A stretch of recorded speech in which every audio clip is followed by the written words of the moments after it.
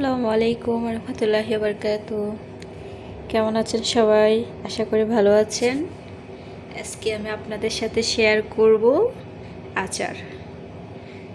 আচারটা আমি ফার্স্ট থেকে ভিডিও দেওয়ার মতো সুযোগ পাইনি, বিজি ছিলাম অন্য কাজে, তার জন্য দিতে পারিনি।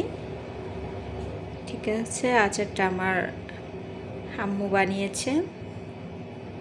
তো আচারটা আমরা এটা কোনো রকম ঝাল দেওয়া মিষ্টি জিনিস ব্যবহার করা হয়নি। এটাতে আমরা শুধু ঝাল ব্যবহার করেছি। এটা ভাজা মাছের সাথে খাওয়ার জন্য।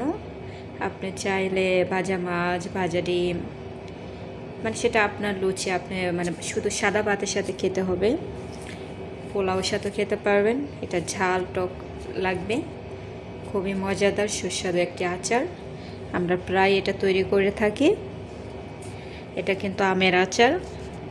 এটা তা দেখতেই পাচ্ছেন, এটার কালারটা আমি জানি না, এটা আসলে এটা মোবাইলে কালারটা যেমন দেখা যাচ্ছে সরাসরি কিন্তু কালারটা এর চেয়ে তার বেশি সুন্দর। ঠিক আছে, আপনারা চাইলে এইভাবে আচার তৈরি করে ফ্রিজে রেখে দিতে পারেন, 6 মাসের চাইতে বেশিও খেতে পারবেন, কোনো রকম সমস্যা হবে না।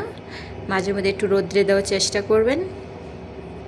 এটার কালারটা দেখতেই পাচ্ছেন, একদম তরকারির মতো লাগবে খেতে, খুবই মজাদার সুস্বাদু। আশা করি আমার আচারটা আপনাদের কাছে ভালো লাগবে। আমি এটাতে দিয়েছি রসুন, শুকনো মরিচ, হলুদের গুঁড়ো, মরিচের গুঁড়োর পরিমাণটা একটু বেশি দিয়েছি, কালারটা দেখতেই পাচ্ছেন।